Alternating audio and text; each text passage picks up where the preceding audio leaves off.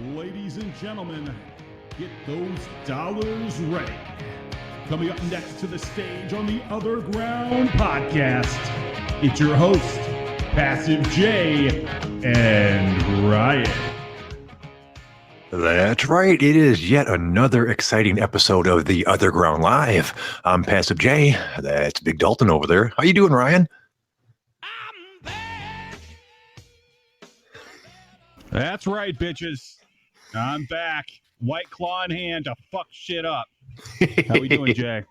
Oh, not too bad, boss. I'm glad to have you back. I understand you had some personal issues to take care of. I'm sorry to hear about that. Yeah, cousin died. That sort of thing happens. Apparently, you're half to death over there. So what's going on? Yeah, yeah. I am currently in the process of quitting smoking wax. For people that are not familiar with the term, it is a concentrated marijuana product that you smoke. I think it's what's probably been part of my lung issues lately. So I'm going to try to stop that. I don't want to quit smoking entirely. I think marijuana is helpful to me in certain ways, but I think the high potency wax is probably doing bad things to my lungs. So we're going to quit that for a while and see how my lungs do. But as it is right now, I feel like shit. I feel like I got the low-grade flu, which doesn't surprise me. One time a while back, I actually managed to quit smoking pot entirely, and it felt pretty much the same way. I still kick myself that I started back up again. That was fucking stupid. But as it is, I'm doing okay because I guess the best analogy for it would be someone who drank Jack Daniels all the time switching to beer. So I'm not like detoxing and freaking out, but I've got far less of the THC in my system than I'm used to. So it's uncomfortable for me. And that's enough of me bitching and whining about it. Yeah, we're gonna get withdrawal J in about 3 days, and it's gonna be a roller coaster. Yeah, no, I think you got withdrawal J right now, to be honest with you. And you're withdrawing after like 1 day. That's a fucking issue, man. It is an issue. That's why I'm trying to address it. You got to remember, I've been smoking pot since I was 15, pretty much nonstop.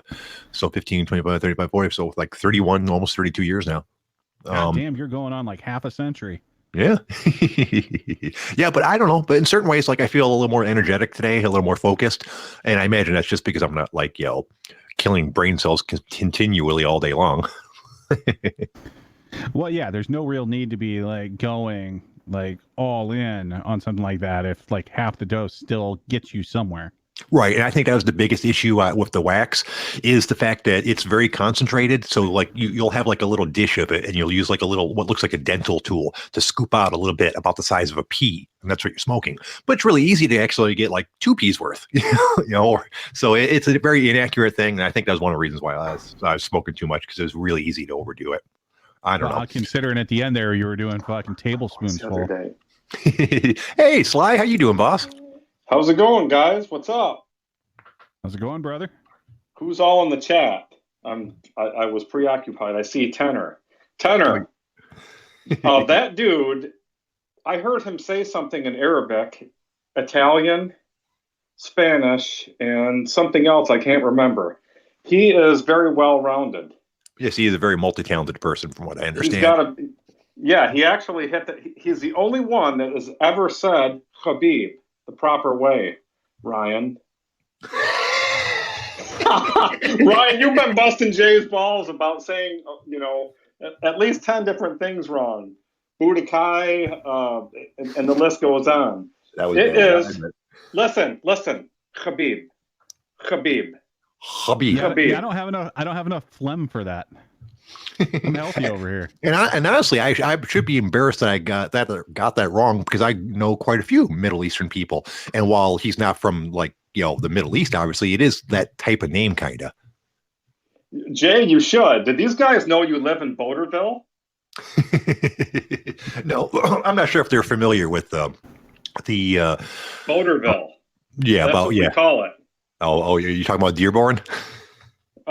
Rochester. Actually, I'm sorry. I shouldn't be revealing anything. No, it doesn't matter. People know that. People I know know that I live in fucking northern Oakland County. The high-end boaters live in Rochester Hills because I have a bunch of family around you. You already know this, but now everybody else does. Yes. That's how we had that link up about 2 years ago.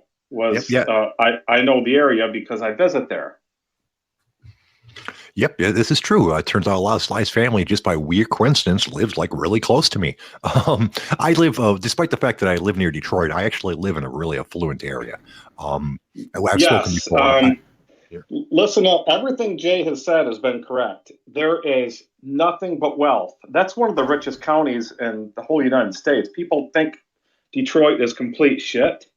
The suburbs have got a lot of money.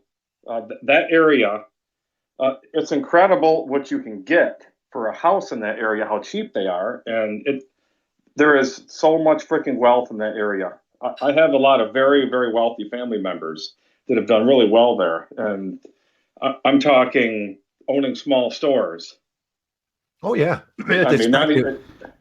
It's practically tradition. Your party store has to have a Middle Easterner working it. That's you guys. You guys seem to own all of them. Yeah. Well, that's what we did over there. So naturally, that was our anchor when we all, immigrated over here, was to open stores. All the kids basically get two options: they're either doctors or they're engineers. That's it. That's Right. usually the options they get. And there's a couple that are, attorneys now. But so the children are owning stores. That has changed. Right. We figured out how to migrate successfully. Right. Yeah, you guys have done a great job. So yeah, we're cousins with people like Ryan. We're really close with the black culture. We own a lot of stores in their neighborhoods, etc. Well, and luckily we I'm not mix like really well. Black, so I'm not like criminal black. I'm like black that's very well spoken black. And Jay, he's prospering in that rich neighborhood. I mean, everyone has to have a token poor. Yeah, exactly. Well, no, I no joke. I do have the cheapest house on my street. I probably by far make less money than anybody in my area. I just got really lucky and got a house for dirt cheap at the right time. Realistically speaking, I shouldn't be living where I live, but luckily you're like the rich version of affirmative action. Yes, exactly. But however, on the other hand, technically, although Sly talked about me living in Rochester Hills, technically I live in Auburn Hills because I live right on the border. Like literally, I can throw a rock and hit Rochester Hills. So I tell people that's where I'm from. But Auburn Hills is actually just as nice in most parts of it. And in some retrospect, it's better than living in Rochester Hills. Interesting fact: Auburn Hills is 80% commercial. It's only 20% residential, which means that all like my property taxes are ridiculously low because they charge all the different commercial businesses. Like Auburn Hills had the Volkswagen's American headquarters, Fanuc Robotics. That's where Chrysler's world headquarters were before they got bought. And there's lots of high technology companies in the area. So like literally my property taxes I think are like $1,400 a year. Yeah, I know. We probably talked about Michigan a little bit too. Go ahead, Ryan. Oh, no, go ahead. I only had the one thing to say. Yeah, he's done for today. I want to hear it.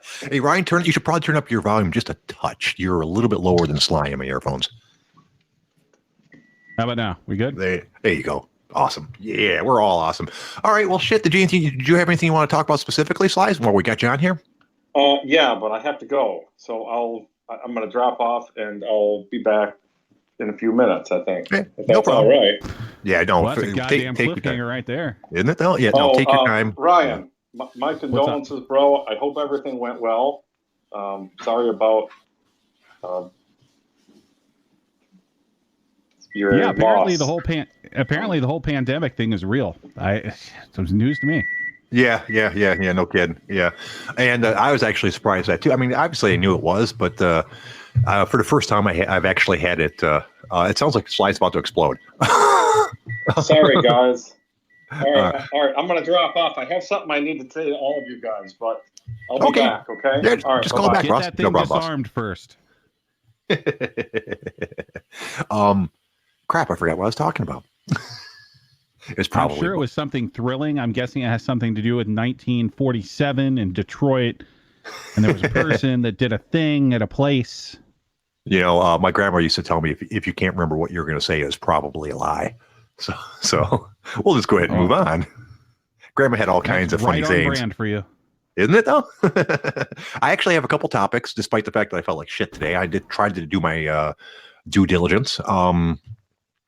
Scams on Facebook. That's one thing I'd like to talk about. I posted on the OtherGround earlier today about someone I saw on Facebook that was selling candles that supposedly cured cancer and blocked 5G and did a whole bunch of other shit. And they are fucking $300 each. And I just want to talk about how fucking insane that is. The fact that there has to be people buying that shit. Otherwise, he wouldn't be trying to sell it. So was it Alex Jones by chance? No, it was not. It was just some weird. I don't know the guy at all. Someone else had shared his Facebook post or something like that. And here's one that I don't really have a story myself for, but I figured it might be fun to talk about. Horrible mistakes that you've made. Just shit that you fucked up horribly and, hopefully got away with. But stories about that would be fun. I saw someone speaking about that on the OtherGround as well. Someone's talked about accidentally making a chemical bomb rather. So, and lastly, that's almost as bad as mine. So I got talked into doing this podcast once with this guy from Detroit. And let me tell you, that was some shit. Also, if we have time, I'd like to talk about concerts. Concerts are one of the few things that almost everybody can talk about, that almost everyone's been to some sort of concert. So I'd like to talk about what your best concerts were, how much you'd pay for a concert nowadays. Because I saw, once again on the OG, someone talking about $500 Megadeth tickets. Now, of course, there was extras included with that. So how much would you pay for a ticket, and what extras would have to be included for you to pay a large amount? So Megadeth that's what I got. Is still touring? That's a thing? Yeah. They tour every year. They're pretty active, from what I understand. This year, maybe not so much, but normally, yes. For $500, I better be able to bang that lead singer's daughter.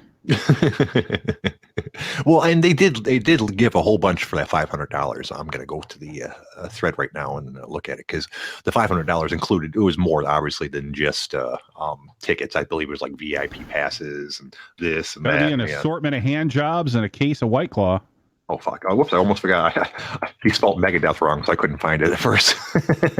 He put an E in there. But for $500, you get one premium reserve ticket, a VIP early entry into the venue, exclusive side stage access during Megadeth's performance, first 3 songs, exclusive pre-show meet and greet with Megadeth, personal photograph of Megadeth, Q&A with Megadeth, photograph with Vic Rattlehead, autograph set list, specially designed Megadeth tour shirt, exclusive to VIP packages, collectible tour poster, autographed by the band, limited print, Megadeth commemorative patch, exclusive Megadeth VIP merchandise item, or it's something else, but they were not going to tell you what, official meet and greet laminate, and this is a very limited availability.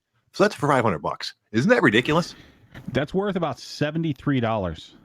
Yeah, I mean, don't get me wrong, it'd be cool to meet the band members, but it's not that big of a deal, let's see the rest of it. Side stage access during the Megadeth performance, first 3 songs. I've had that before. I had when I won that concert for No Doubt to take pictures of them. I had side and front thing for the first couple songs to take pictures of them, which is cool. But I mean, it's you're still hearing the same music.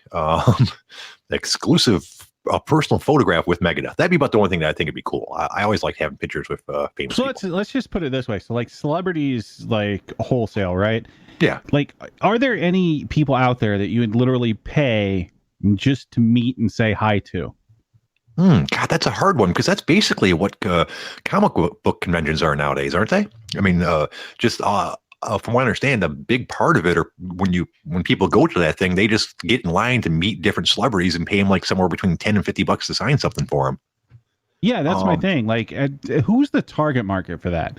Because every time I've met anyone of any sort of celebrity, it's it's just another fucking person. Why should I be paying you to breathe the same air? Right. Yeah. And I'm thinking about it as you asked me the question.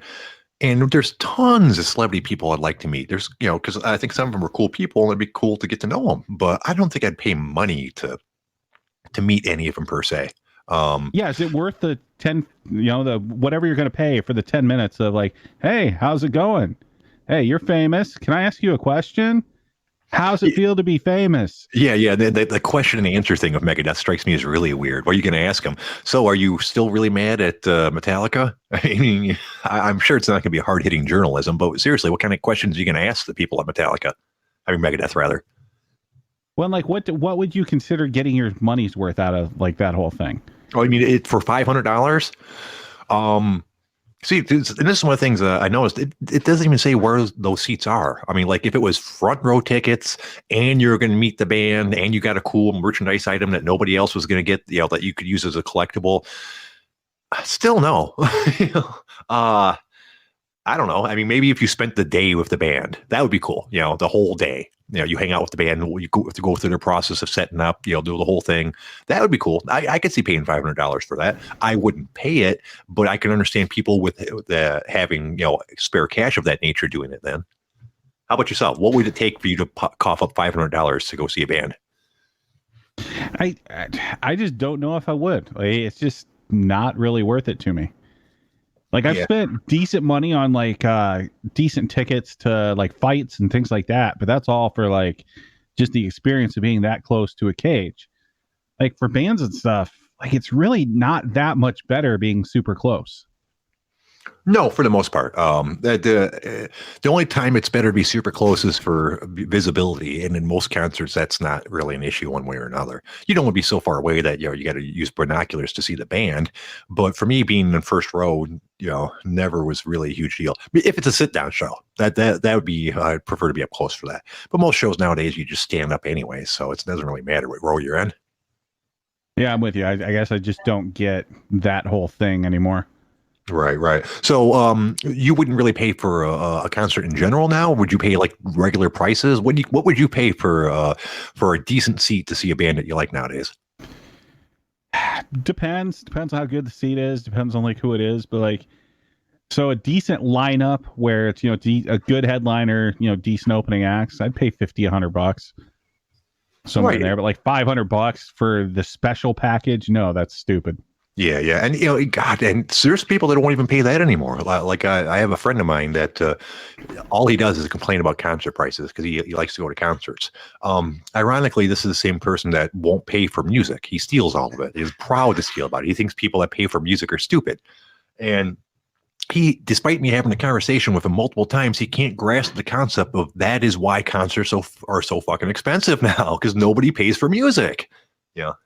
I mean, is that just me? Well, it's also all the hands that are in the pot. Right. But you're talking about $500, like whatever percentage that's going to the actual band, all the management involved with that, the venue and all the overhead that's there. Plus, then you're going to also have to budget in the $50 that Ticketmaster will fucking charge you to print out your own goddamn ticket.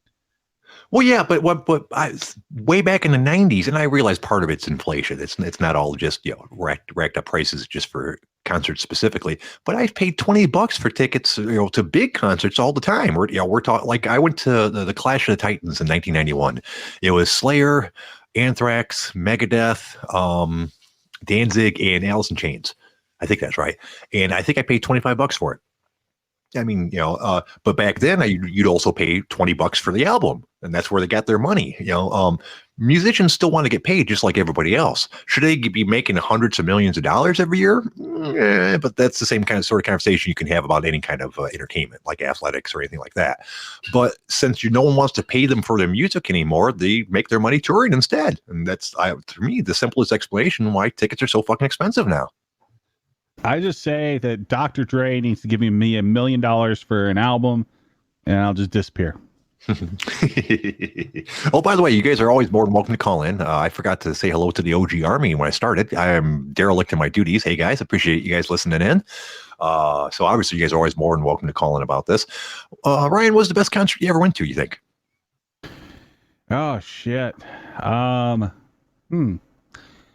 That's an interesting one. I know it's hard, isn't it? I asked you so I could have time to think about my answer. Yeah, so it was a hip hop concert, probably, God, at this point, 15 years ago. So it was one of the Eminem tours they did. I think it was Eminem, like 50 Cent, G Unit, Ludacris, and like somebody else. It was a damn good concert. Probably second to that, and this is one that I think people in the Midwest would really only understand. But Tech Nine, another rapper, like his shows are fucking amazing. I know who that music is. Music isn't like the absolute best music, but god damn, that guy can put on a show. And then beyond that, when I was a kid, one of the first concerts I went to, was ZZ Top and Leonard Skinner. That was a great show.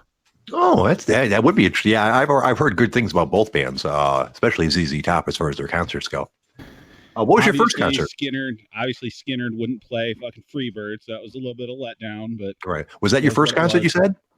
No, my first concert's fucking hilarious. My first concert was MC Hammer. Oh my! And it turns out like all of the opening acts turned out to be way bigger than him. Like the opening bands were it was Belle Biv DeVoe, Boys to Men, Salt and Peppa, SWV, and like somebody else. So it's like all of these like R&B bands that turned out to be like pretty big, and he kind of fizzled out and went bankrupt. But yeah, that was the first concert. My very first concert was Rat. I couldn't even tell. Oh, well, no, actually I can't. Brittany Fox opened for Rat. And which actually, I think I was like 13 or something like that. I saw it at the Palace of Auburn Hills, my very first concert.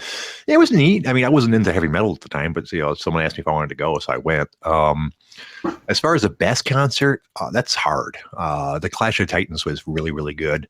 I went to a theater, on the Michigan State Fairgrounds. They have a venue there where I saw Ministry, Sepultura, Ministry, Sepultura, and Helmet. That was really fucking intense. I lost a shoe in the pit. My favorite concert recently, you're going to hate, and that's that Puddles the Clown. I saw him a few years ago, just before he hit it big, and he put out an amazing concert. Bigger. I mean, before he was on America's Got Talent, and anyone in the before the vast majority of people knew who he was. I mean, like I paid, I think $15 for tickets, and it was me and probably 200 or 300 people. I mean, so you're not going to see him that way now. He's hit big enough that he does a lot larger venues. And he was amazing. Never said a word during his entire show, except for singing, yet did tons of crowd interaction. It was just a really good time. If you don't like singing clowns, I wouldn't recommend it to you. But it was really entertaining, and honestly, one of the best times I've had at a concert in recent memory. Oh shit! Actually, no. I'm going to retract my previous statements. Best concert I went to was, and they did like a version of this every year, but one year it was Linkin Park and Chris Cornell were the headliners. And like who opened for him? I think it was 10 years open for them. But Chester from Linkin Park and Chris Cornell doing a cover of Temple of the Dog was fucking amazing. Oh God, I can only imagine. Man, he was such a good singer. It bummed me out that I didn't go to his concert, since it ended up, right here in Detroit being his last one. Man, and the funny thing is, while I liked him when back in the day when he was in Soundgarden, I didn't realize what a good singer he was. Because Soundgarden was cool and stuff, and yes, it pushed him vocally. It wasn't the sort of like singing that normally impressed me, if you know what I'm saying. Oh yeah, Cornell has a hell of a voice, and Chester from Linkin Park, that dude could sing his fucking balls off too. Really? So I never followed Linkin Park. I mean, I know obviously a couple of their big songs, but for the most part, I didn't listen to any other stuff. But yeah, and his ability to go like for an entire set of that, like it's not really like scream metal, but like the effort you could hear him put behind vocals, like the ability for him to go for like 2 hours straight, crazy for that little dude. Yeah, and it's speaking of crazy, isn't it crazy that they're both gone?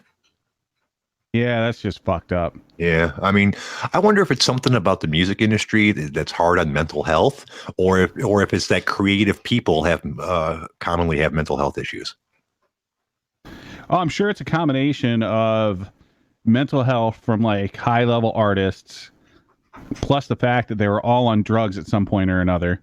Right, yeah. So I mean, you got those two kick the bucket. You got Bourdain that kicked the bucket. Like all of these people that were like very creative and also had deep seated drug issues. Yeah, and Bourdain was the one that surprised me, because he seemed like he had his shit together. But you never know, But that's the problem, right? Like you have these people that earlier on in their lives were total fucking train wrecks.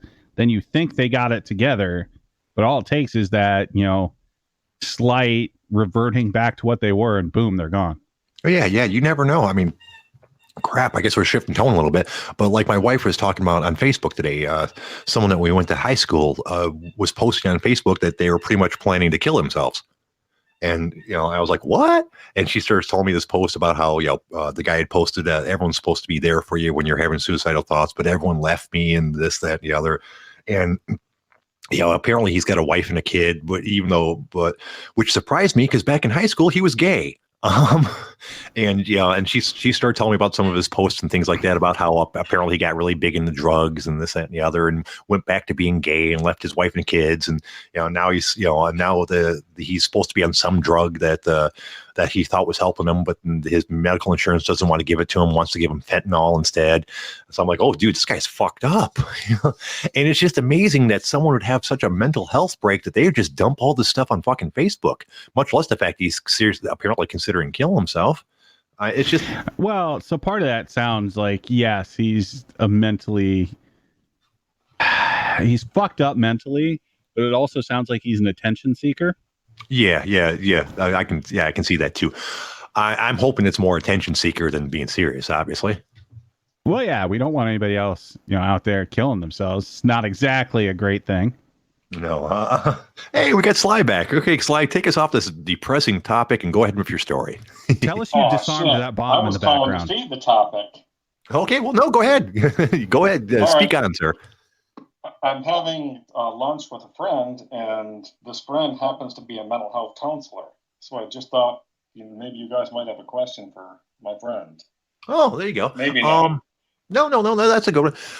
I guess my question would be, when you see somebody do something like that on Facebook, how, as a mental health professional, how would they recommend that someone reacts when you see somebody making suicidal statements and things like that on Facebook? Go ahead. I guess, if I were to see that on Facebook, I would privately speak with them and see if they want to reach out and talk to somebody. Okay, that makes sense. It's probably not the sort of thing that you just want to post on their Facebook page and call them out on it, so to speak. Right. Okay, well, that's good to know. Thank you. I appreciate that. Well, okay, so now that we've covered that topic, why don't we move on to something a little bit more happy, huh? Brian, you got anything? I have absolutely nothing prepared, so no. Okay. Obviously, we had the draft through the weekend. Don't need to really cover that. Are you watching the Bulls documentary that the entire world is watching every Sunday night? No, I am not, but I've heard so much about it because I've seen all kinds of articles about it. Apparently, you know what? I'm. This might be an unpopular opinion, but I think Michael Jordan's kind of not a great guy. How so? He seems very petty. One thing I saw that he didn't want to do he refused to do. I'm not sure if this is the documentary that he's speaking on or a different one that he refused to do unless he got to respond to anybody's comments on him, which I thought was kind of sad. Plus, apparently, he still thinks Isaiah Thomas is a big old asshole. And the guy's won so much in life. It just amazes me that he's willing to hold a grudge that long. I guess that doesn't make him a bad guy. Yeah. But Isaiah Thomas is the same thing on that. Like, those two just don't like each other. Yeah, no, not even a little bit. Obviously, growing up in Detroit, I was a big Isaiah Thomas fan. Not a huge basketball fan, but if you were in the Detroit area in 1989, 1990, 91, that era, you were a basketball fan. You didn't have a choice in the matter. Well, see, you missed out. So, like, the 2 episodes, they're playing 2 episodes every Sunday. It's a total of 10 episodes. So they're 4 episodes in. And one of the episodes last night was about the rivalry of Jordan's Bulls and the Bad Boy Pistons. So you actually missed one that would have hit home. Yeah. I'll probably have to go back and look up that one because I know it was a huge rivalry. They didn't like each other at all. As a matter of fact, I remember remembering back on it, the nation didn't like the Pistons. Like fucking everything I ever remember reading about them that wasn't local was bad. Nobody liked them. Everyone thought they played shitty. They were not a popular team at all. Well, they were fucking goons out there. Like, they took advantage of it. Like, so their entire thing was like, if you're going to foul someone, make it count. And they did. Like, they would be elbowing fools in the face. And it's not exactly the most popular thing, but it's kind of fun to watch. See, I'm glad I didn't, that probably would have bummed me out. I don't like stuff like that. I'm always about fair play and being nice to your competitors, which probably explains why I lose so often. Yeah, sounds like you should be watching some fucking rhythmic gymnastics. Apparently so. All right. Let's see. What else we got today? What's the worst you've ever fucked up, Ryan? I have never fucked up ever. No. No. Perfect your entire life. Never fucked anything else. I am absolutely just a walking picture of fucking perfection. See, that's a problem because when I picked this topic for today, I didn't have anything to go with either because I'm sure I fucked up many of things. But I sat down for like 10 minutes of quiet time, just thinking about my life and trying to think of what I fucked up the worst. And nothing really came to mind, which worries me because that means I pretty much fuck everything up and nothing stands out. Yeah, that's probably true. Like with me, like there's a few things, right? So like I probably should have never took the last fight that I had. So like going into the last fight I had, and it was technically the only professional fight, even though I was paid for many others. But I go in, supposed to be fighting at 205 versus this kid. I don't even remember his name. And we get to about 2 days till fight. I'm completely drained. Like it was a shit weight cut. Like I fucked it up to begin with. And this kid doesn't show up. And the only person they can find to fill in is a heavyweight who was cutting to 265. So here I am completely drained, then trying to rehydrate and get back to like 220, 230. And that fight did not go well. Ended up shooting in. Guy sprawled, ended up eating I'd say about 17 or 18 elbows to the face. And I lost in like 47 seconds. It was fucking terrible. Ooh, see, it's funny because that's exactly how I would expect my MMA debut to go. I've played with in my head about fighting before. Obviously, I'm too old. I'm too clumsy. I'm not strong enough. But that doesn't mean that I haven't thought about it. And I'll be honest with you, every time I've thought about it, I guess I lack self-confidence because that's exactly how I see my fights going. You ever been in a dream and you fight somebody and it feels like you can't hurt them? Like you're like, no matter how hard you swing, it's like you're hitting them with a pillow. No, in my dreams, usually I just throw them off buildings, and you get around that whole not being able to hit hard in dreams thing. Right. Well, that's how I feel like a real life fight would go. like I would hit them in the face, and they would look at me like, "Really?" And then that would be the end of that. Well, it's because you don't got any of that trap meat. That's right. Oh, speaking of which, there you go. There's something we can talk about. Working out. As most of you guys know, I've been working out, and I'm trying to get in the better shape for when Big Dalton over there puts me on his workout program here in just a couple days. So I've been pretty good the last couple weeks. The thing that I've noticed is my fucking hips hurt really bad. I mean, like I'm generally a little bit sore in other spots, but like I'm sitting here talking to you, and my hips fucking ache. I'm not even doing anything. Is that something? I mean, I know it's for my deadlifts. Is it just regular ache that I'm going to have to get by? Is there something I'm doing wrong? I don't really understand. It's probably a little both. So you'll need to look up some things and figure out like what sort of stretching or like resistance you can do to kind of like open up those areas. So I don't know exactly where your pain's at, but just like figure out kind of where in the hip it is and look up, any sort of stretches or anything else you can do for movement and kind of go from there. Yeah. So, and it's always been my weak spot. I'm not super surprised at it. Whenever I pick back up working out hardcore, it's always my hips that hurt the most. It'll go away after a while. It's just really bothering me now, probably because I'm, whiny about this not smoking wax thing. Yeah, it's really probably more just like a lot of your stabilizer muscles probably are underdeveloped just from not doing things over time. And you're just going to have to work on your mobility and get kind of back to where you should be. Yeah. So in the times that you're not lifting, like, I don't know if it's going to help you to later on in the day, like do some mobility or some yoga or God, I don't even want to fucking say this. Go for a tricycle ride. Yeah, open that shit up. Although I tell you what, as soon as we get out of the show here, I'm hitting the fucking hot tub. I was going to do it earlier, but for some reason or other, the temperature was a little bit lower.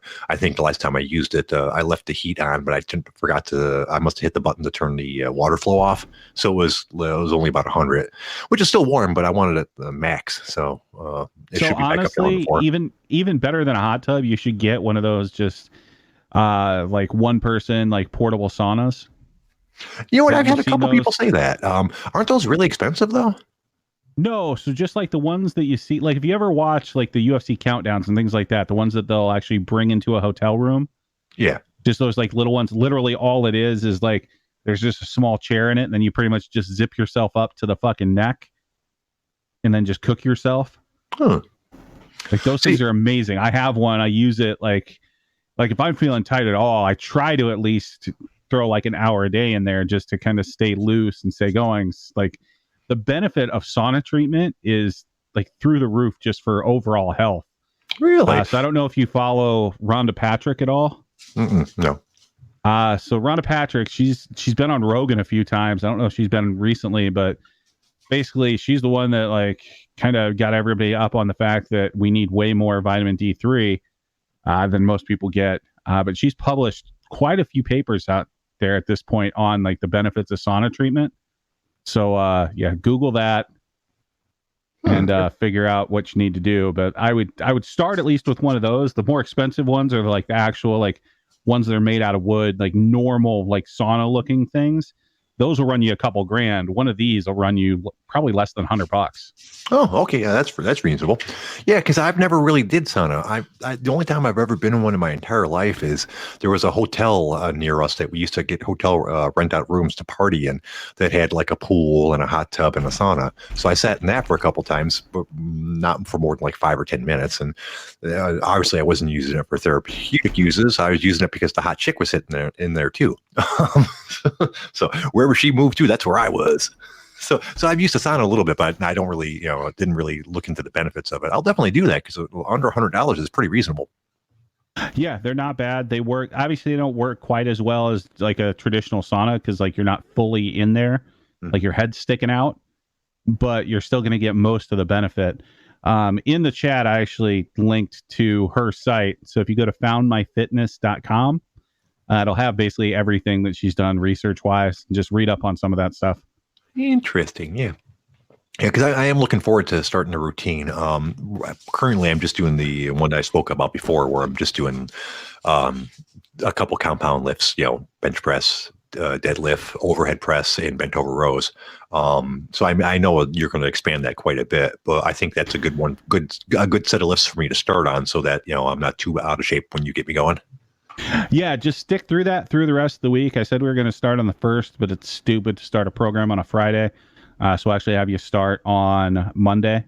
Okay. So it'll be on the 4th. Right on. Oh, it made the 4th be with me. Yay. Do you know that?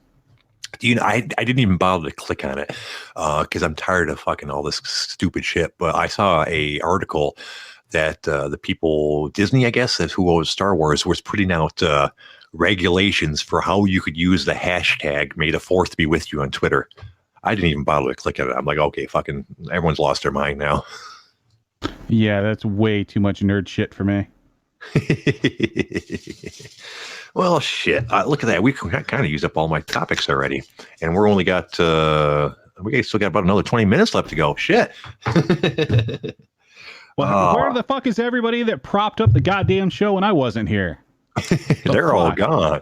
Well, all this goddamn work on my plate. I'm not here to carry a goddamn podcast. Well, here's the thing. They were very nice to show up and help me do my job the last couple days. Grad one totally lost it and called in probably after having a couple too many. But it made for an interesting show. Nobody got to say anything, but it made for an interesting show. Uncle goddamn Canada. Oh, dude, he is so fucking awesome. I love him so much, dude. He's such a great national fucking treasure. Yeah. But so today's a little bit slower thing because everyone's all burnt out from all the fun we had the past couple days. But that's okay. We'll figure out something to talk about. I mean, I'm sure I could talk about fucking nothing for 15 minutes. I do it every day. It's practically my job now. We've been doing this for this is like our 39th or 40th show now. Jesus Christ, that's a lot. Yeah. We're trucking right along. To give you a perspective, I did a show with a friend of mine for several years and got up to about 100, 110 episodes. So the fact that we're kicking out one a day is actually kind of cool. Well, hello there, new person. Hello, caller. Well, what can we do for you today?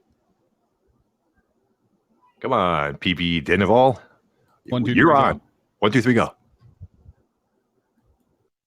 All right, try back later. Prank callers and whatnot. Try back later. But yeah, so we're actually doing pretty good as far as that goes. We're still building followers. We're up to a pretty good number right now, and we add a couple more every show. So we're doing something right. Well, now that I've made my glorious return, we should be on the upswing. Yes, we should. Despite the fact that we're totally fucking bombing this show. All right, well, I put that on you. You know what? I'll do what we always do when we can't think of anything to talk about. Let's go to the OG. Oh, let's see. They're talking about the video of Joe Biden railing against illegals. Inarguably the best guitar player on the planet. That's going to be wrong. Let's see. Viral memes then and now. That one was kind of cool. Oh, let's see. Oh, I don't even want to click on that one. Someone posted a thread about running over a dog. You know what? I have noticed one person. Yeah. One thing I have noticed, dude, I don't know why, but I'm super duper very emotional in the last 6 months to a year or two. My wife's even mentioned it to me. Like, dude, I'll cry over fucking anything, like embarrassingly little. Like something sad that I see on Facebook. I stopped following a couple people that kept on posting those, sad stories about dogs getting abandoned and things like that. I didn't want them. I didn't want to read them. It's, it just bums me out. So here's the thing, right? So like you ingest a lot of marijuana, and you don't work out all that much. I do. I mean, this is a downtime time for me, but I know generally do. And you're also getting to the age that your testosterone's dropping.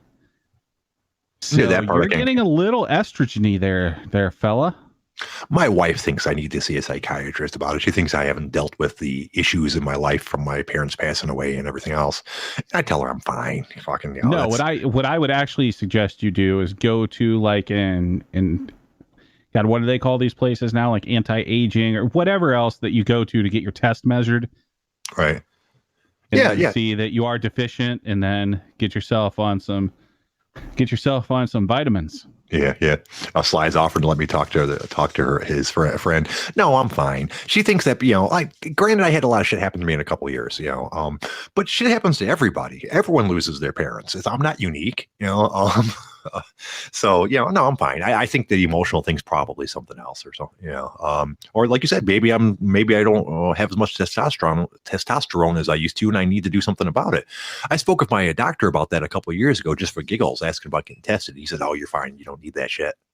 Well, he said a little more doctory than that, but well, yeah, I mean, at your age now, like you are definitely on the downswing of testosterone production. Mm-hmm. Plus, having gone through the whole cancer thing, like the treatment there and going through a surgery, and like there are other things that have probably fucked you up a little bit hormonally. And possibly, then, like I said, the reliance on the weed, like that's also going to, affect that somewhat.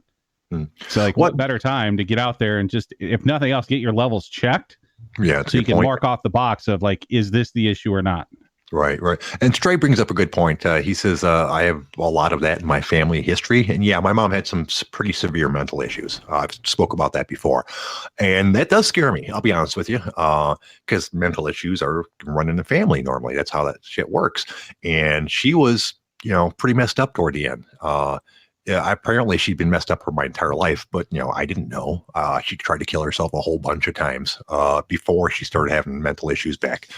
Just suicidal thoughts in her 20s and 30s, and then once she hit her 50s, it turned into paranoid delusion, and basically she thought people were out to get her. The police were coming to arrest her for abusing her stepdaughter that she hadn't seen in 30 something years. I had lost my house, and she refused to believe that anything else than that, just weirdly weird, crazy shit. And I'll be honest, that scares me. Nobody knows that they're going insane. If you think you're crazy, you're not. And I don't think I'm crazy, and I think I'm going to be fine, but I'm not going to lie. That scares me. That's one of those things you can't do anything about. If you lose your facilities, you just lose them. You can't work out a whole bunch to make sure that you don't fucking lose your mind. There's nothing you can do about it. Ah, yes. Losing your facilities. It's almost like when you lose your faculties. But yeah, that too. I mean, but you see what I'm saying? I mean, it's not something I should be worried about, because if nothing else I believe you shouldn't worry about things that you can't do anything about. And I can't do anything about that, obviously. I'm the same. Like, I worry about my mental capacity, like, over time. Like, I've been hit in the head a fucking lot. So like at some point, like anytime that I'm speaking somewhere or doing something and I can't find the right word, it's like, oh shit, is this really rotting away? In like 10 Right. years, am I not going to be able to form a fucking sentence? Right. Yeah, and that's Luckily, I'm scary. not there yet, but I will be. Like, I will be a mush mouth old motherfucker. Yeah, and and that's scary because in your situation, it's like, well, is it just am I just struggling from the word because I'm struggling for the word, or is there something wrong with me? So yeah, Well, and it you're becomes a weird thing too. Like, so it's not necessarily something that anyone else even notices, but then I'll be sitting there like 10 seconds after. I'm like, did I just sound like a fucking idiot? Because it took me like 3 seconds to think of this word. yeah, and then you start self-analyzing and starting worried about how you're thinking. And it's just no fun. That's not something that anyone should have to worry about. Yeah, but then I just pound a White Claw and go, God damn, I'm an impressive human being. Yeah, see, I just smoke a joint. Go, man, I'm fine. So, I should probably be way more concerned about my physical health issues than any of my mental ones. And I'm not that worried about them either. I'll be fine. I like talking about the different health issues I had because it makes for good conversation. But for the most part, I don't worry about that shit, dude. All that shit's in the past. I'm good now. Yeah. But at least get ahead of the shit that you could fix, like the whole testosterone thing. So once they open Michigan back up, you get yourself to a clinic and get yourself tested. And when they tell you, God damn, Jay, you're turning into a woman, and you can, get a few milligrams of test. No, that's something I want to look into because the last thing I want to do is work my ass off and not be able to get the results I wanted because I don't have enough testosterone in my system, right? Well, then we're just going to need you to get you on, like a liter of Andro, just mainline it. Hey, Sly, welcome back. Can you hear me? Yes, sir. I'm not using headphones because these damn things won't sync up. I need a goddamn tech. Oh, well. I've tried 20 times to sync these things. Well, I don't know. Some people seem to have to require headphones and others not. Yeah, it is very well. There's no rhyme to or reason to it at this point that I can figure out. Yeah, I think do it I depends sound on the okay, app. or do I sound like what's his name? The one guy that sounded like shit and never had headphones. Oh no, you sound just fine. There's no echo or anything, to be honest with you. All right. Since we're on the subject of,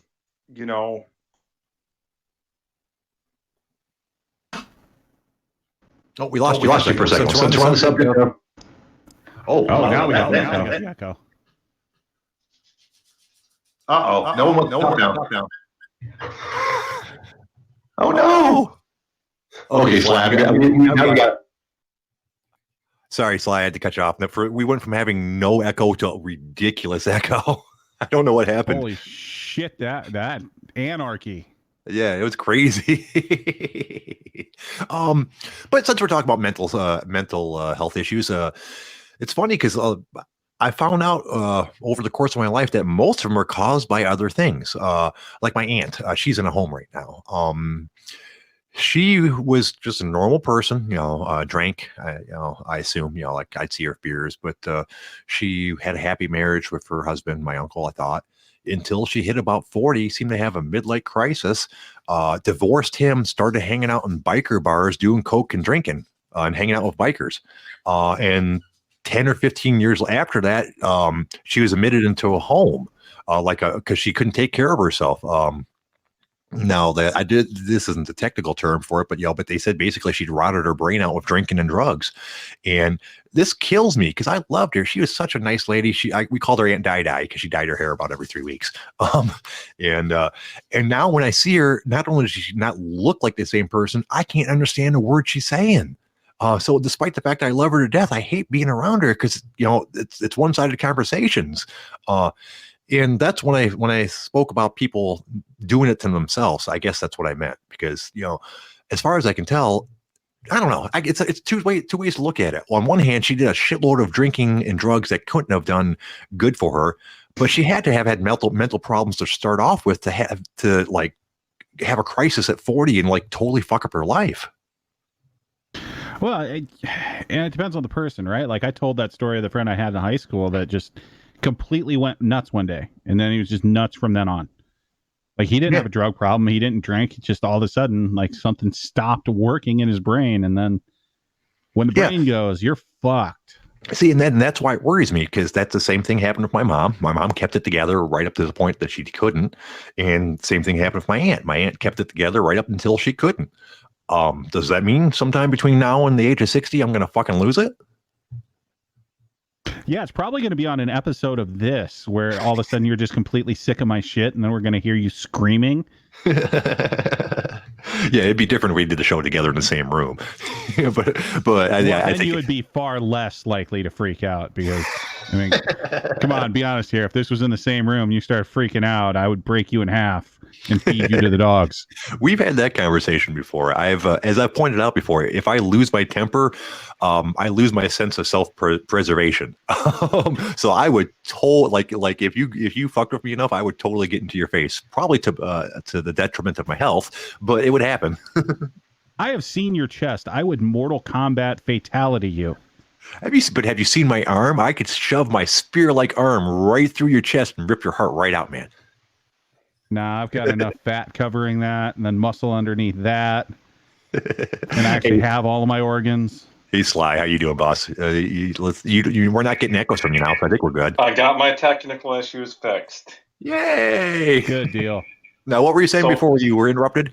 Anyway, I have since we have the presence, of a psychiatrist next to me. Mm-hmm. This would be a good time for me to bring something up that has been bothering me for like 20 plus years on the OG since I was a little kid. What's that? Why is everybody obsessed with farts and poop? That's not the OG. That's hey, the male in general. I took a shit. Hey, guess what? I just took one an hour ago. What? Because it's. I like. Tell them. I think it's funny when people fire. I'll fire at work. And everybody will be like, "Oh, you farted." Great. These guys are going to love you. Yes, we do. I'm triggered by this. Really? I just always. I don't. You know what? Jokes about maybe it's upbringing, conservative, Christian background and everything, but it's, my God. And that black dog, if you're listening to this, dude, or if you download and listen to this podcast, what the fuck is wrong with you, bro? Seriously, you're the worst offender. That's funny. Straight up obsessed with poop, with shit. See, and I don't understand that. I can understand the the juvenile jokey part of it, but one of my pet peeves has been farting in my presence. I can't stand those people that think that's funny. I've gotten into almost physical confrontations at work. There was a guy that used to come into my office and like to fart. I kept on telling him, dude, please don't do that, dude. I have to. You think it's funny? You laugh and walk away. I'm stuck here with your fart for an hour.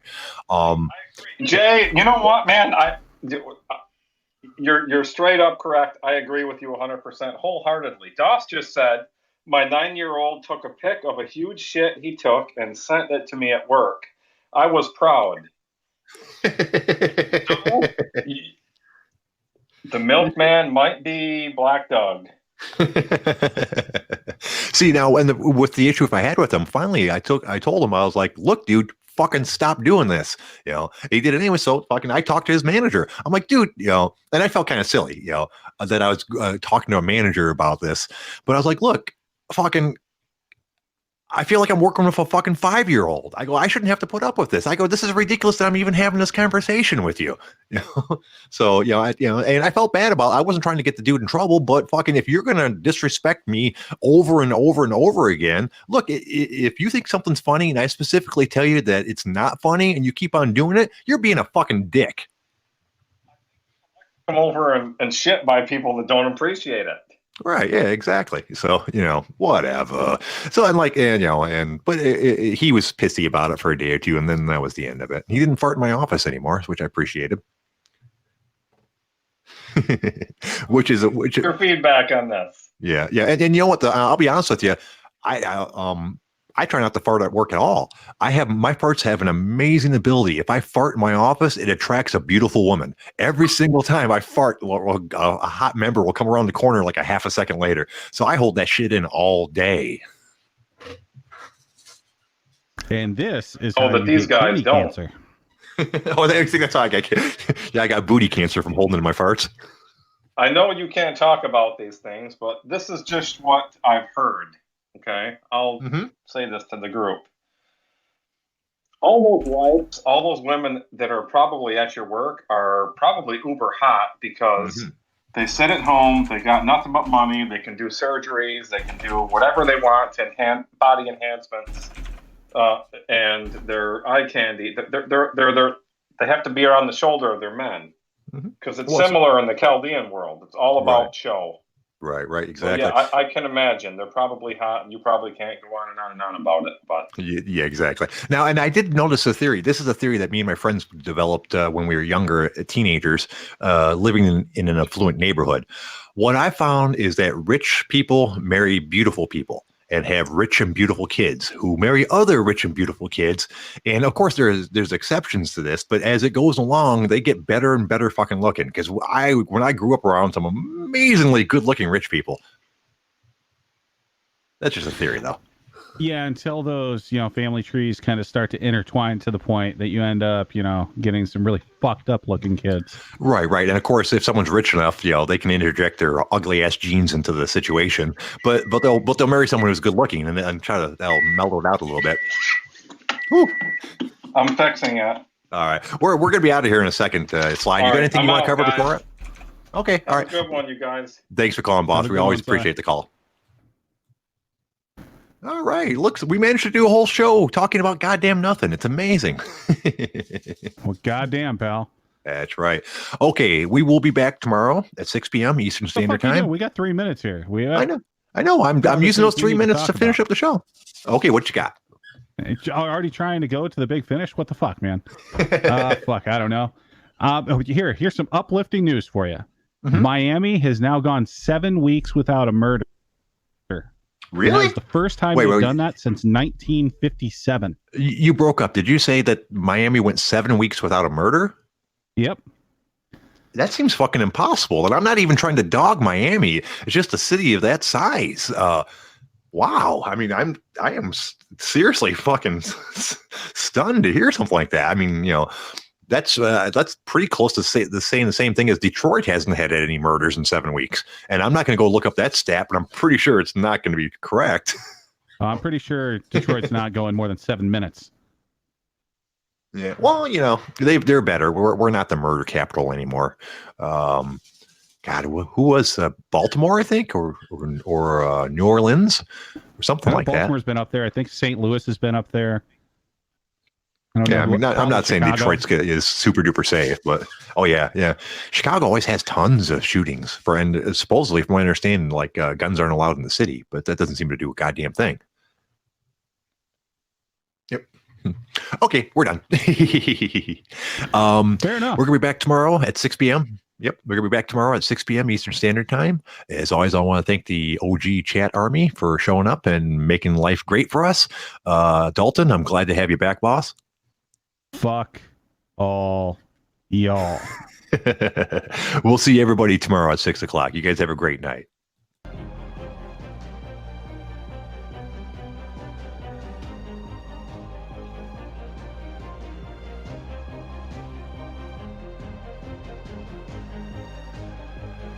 Screw you, hippie!